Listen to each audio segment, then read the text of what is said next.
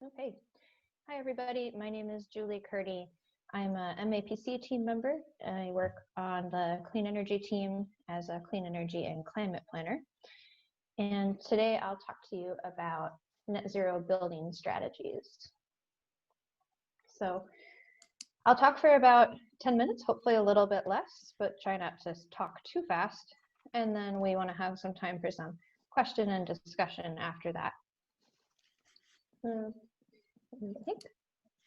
I think popping right to slide 2, Lizzie, once you get it there. Okay, can you see my screen? I see it, but the slides are a little small. I don't know. All right. Okay, one more time. There we go. That worked pretty good. Yeah, does that look good for everybody? Yes. So you picked a good group to be in because reducing emissions from buildings is really key to any net zero action plan. And that's because in most communities, emissions from residential and commercial buildings, they actually make up more than half of the total greenhouse gas emissions. Though, as some of the speakers said earlier, it's really important to do a greenhouse gas inventory so you can know for sure where your emissions are coming from. And in the example you see on this slide, it's a GHG emissions inventory from a town in the greater Boston region. And residential buildings in this inventory you see make up 45% of emissions, and then commercial and industrial buildings make up another 16% of their emissions. And those are a mix of electricity and heating fuel emissions. And of electricity and heating fuels, so natural gas and in some cases fuel oil, really account for the majority of building emissions, which makes reducing thermal loads from buildings a really critical net zero strategy. So if you pop to the next slide. So there's two general strategies or approaches for getting emissions out of buildings that we wanted to talk about today that you see on the slide. So the first is reducing emissions in new and existing buildings. So this can be achieved by building weatherization, using highly efficient design standards if it's new construction or retrofit. So for example, a passive house or the net zero ready schools we heard about earlier. You can install really efficient appliances, and then you can also install on-site renewable energy. And then the second strategy is to electrify new and existing buildings. And this strategy involves installing heating, cooling, and cooking technologies that are electric rather than run by natural gas or heating oil. And on the slide here, you see a few examples of what technologies can look like. So at the bottom left is an air source heat pump, which is one technology option for efficiently heating and cooling homes and buildings. The middle is a very small induction stove, which is a really efficient electric stove option that is similar in quality to a natural gas stove, which is an issue for some people to get rid of their natural gas range. And then on the bottom right is a tankless on-demand electric water heater, which is an option for heating your water without fossil fuels. So on the next few slides, what I'm going to do is walk through some more specific strategies that municipalities can also take to reduce their emissions in buildings.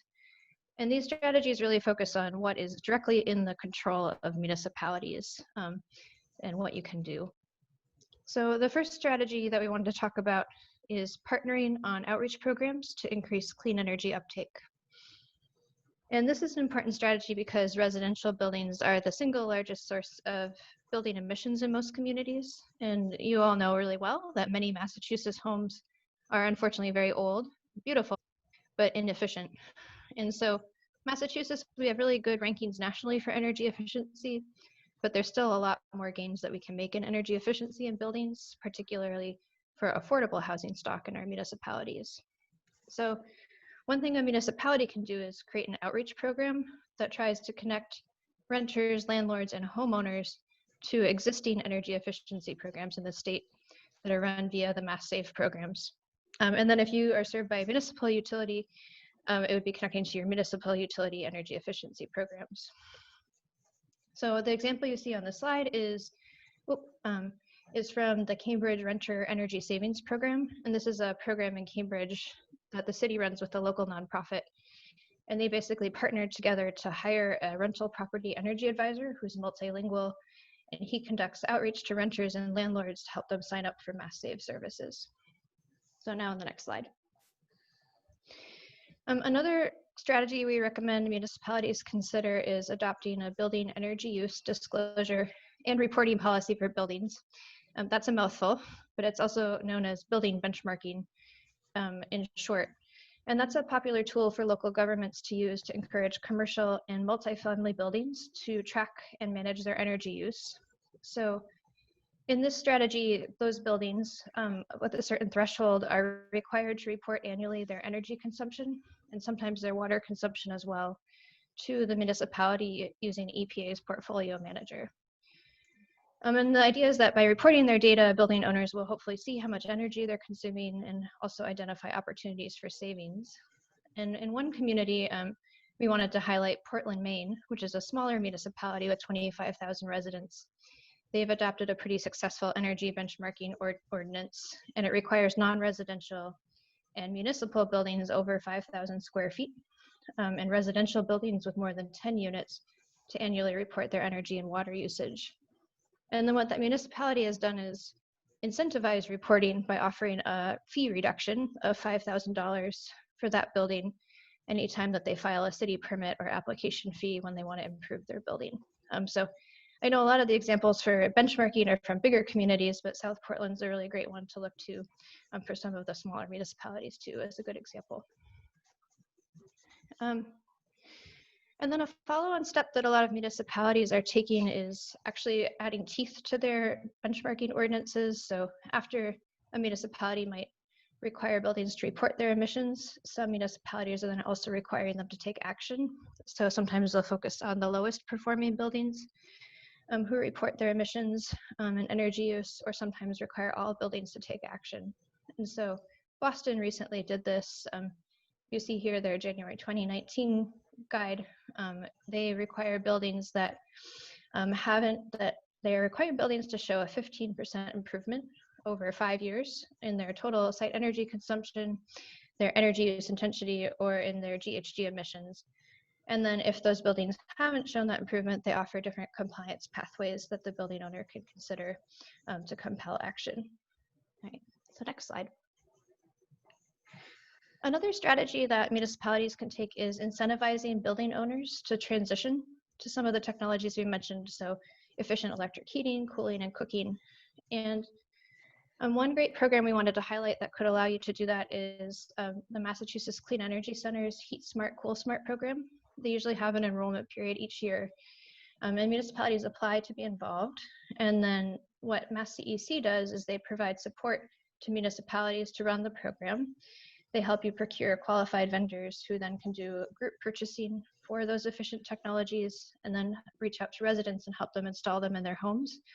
And by doing group purchasing, you can get a better price for all of your residents. And I wanted to highlight Somerville actually, because they are running a Heat Smart, Cool Smart program. They did run one with a really strong equity focus. So in Somerville, what they did was they used HUD community block grant incentives and then some state incentives from Mass CEC to make installations very, very low cost for low-income renters and landlords, which was a way to infuse a stronger equity angle into the program. And the next slide. And then so another big strategy for municipalities and a role that you all play is in creating and preserving energy and water efficient, affordable housing. And so an important part of a net zero plan can be focusing on preserving existing affordable housing to make it more energy efficient, and then also creating new affordable and energy efficient housing. And so MAPC can work with you if you're interested in creating a housing production plan for your municipality. And we can work with you to create a plan that either prioritizes or includes affordable housing with a strong efficiency focus. And then from using the plan, you can use land that you may have in your municipality, and then also tap into different financing sources such as low-income tax credits, municipal bonds, and other state and federal resources to build that housing. And there's lots of resources out there. So the photo you see on the screen is another program that the Massachusetts Clean Energy Center ran recently, a passive house design competition. And this is one of the buildings that won that prize, Mattapan Station in Boston. It's a mixed-use development that got $500,000 from Mass CEC and then tapped into affordable housing tax credits available from the state to develop this 135-unit project. And it's a partnership between the Preservation of Affordable Housing nonprofit, POA, and Nuestra Comunidad Community Development Corporation. Julie, what's a passive house? What is a passive house? Thanks, good question. So passive house is a really high design standard for energy efficiency. So it uses really strong insulation for the building and other energy efficient technologies, so that very little energy is required to heat and cool the building. And then there's a certification standard you have to meet. So. And it has to have really good air handling techniques, because otherwise it gets sick building. So often the air is cleaner inside than outside. Yeah, thank you for that addition.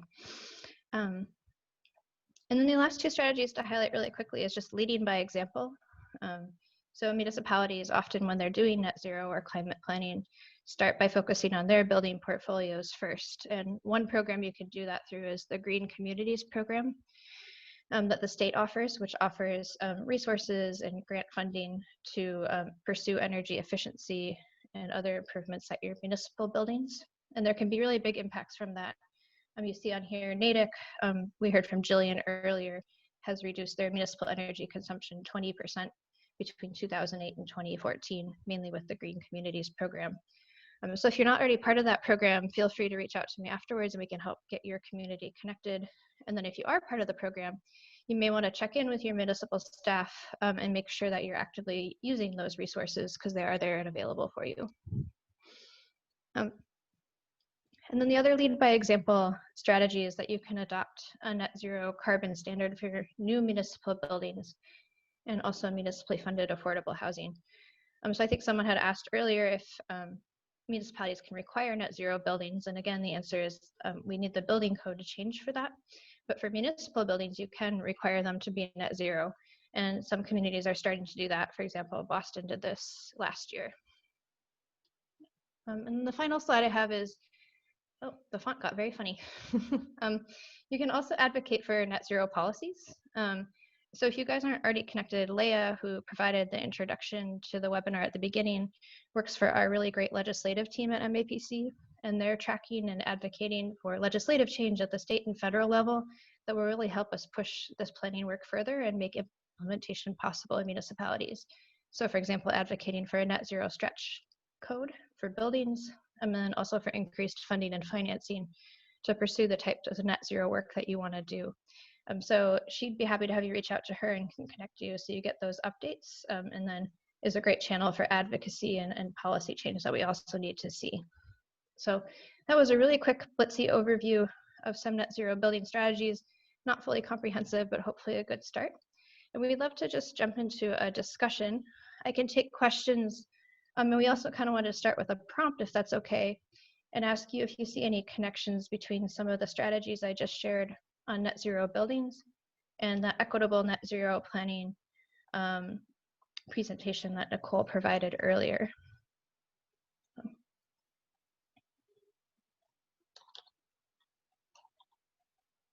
Or maybe another way to ask that is, are any of you pursuing some net zero planning work right now that you wanted to share around buildings and any work that has an equity angle?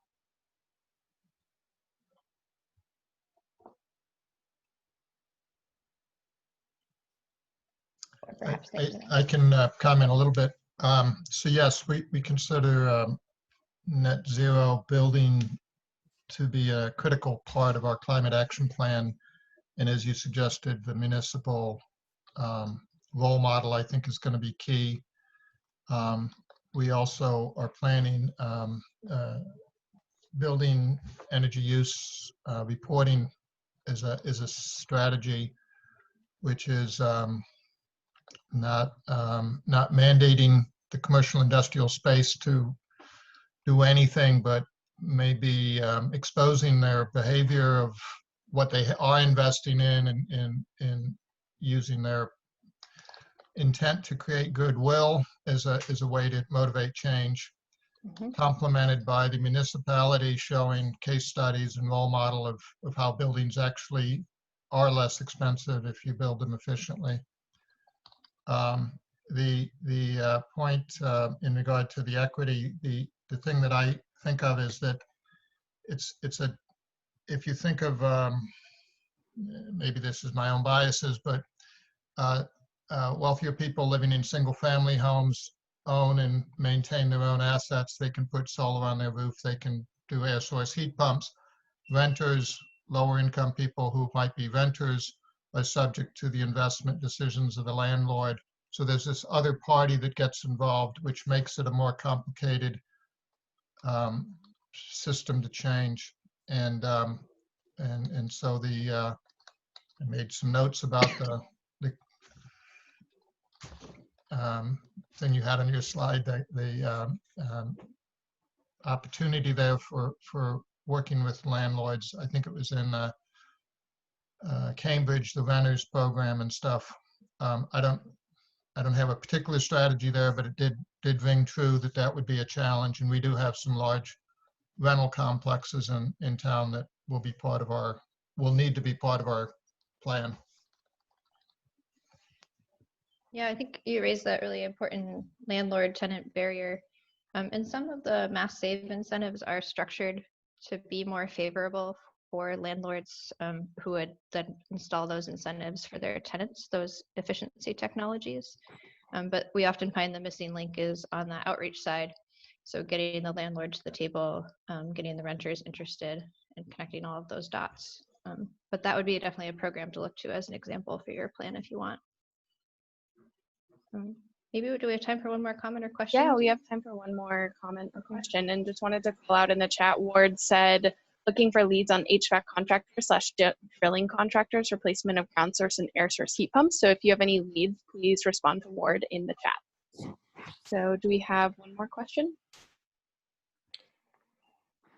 Yeah, I have a question. So on municipal resident home energy improvements, are there any in the pipeline state incentives besides mass save that get essentially, I guess, an even, upgraded form of mass save for ground source and air source heat pumps that you know of, or anything in the pipeline like that?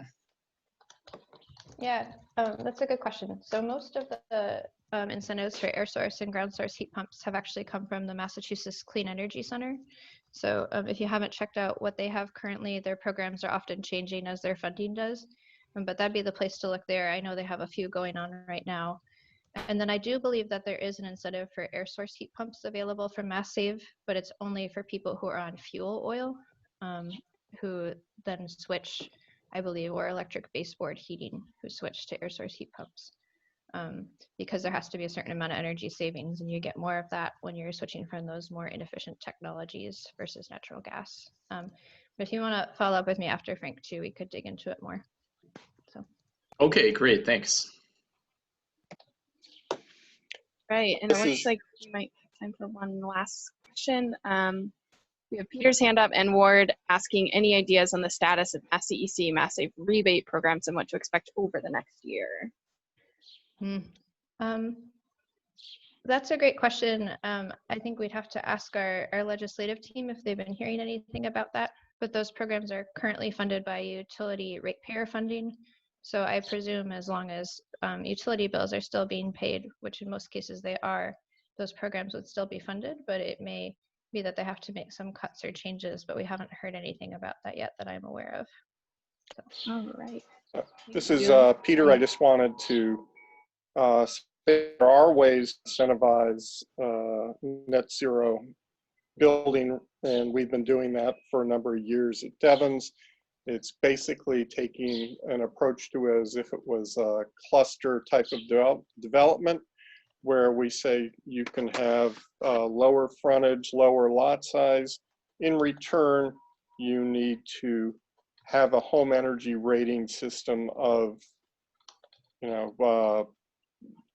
40, and we've had a number of units that are in the -30 that were built out of that. So it's possible to do with incentives. That's great, Peter, and it sounds like using some of your local municipal zoning tools and permitting tools to make that happen. Is there any way to get Concord to consider that affordable housing should also be net zero? They're likely to exempt the new affordable housing from those kinds of requirements. We have 10 Doesn't really seconds. cost that much. I might suggest to following up with Julie individually on that one as we head back into our main room now. Thanks. Yeah, feel free to reach out. And thank you, everybody. I'm sorry we didn't have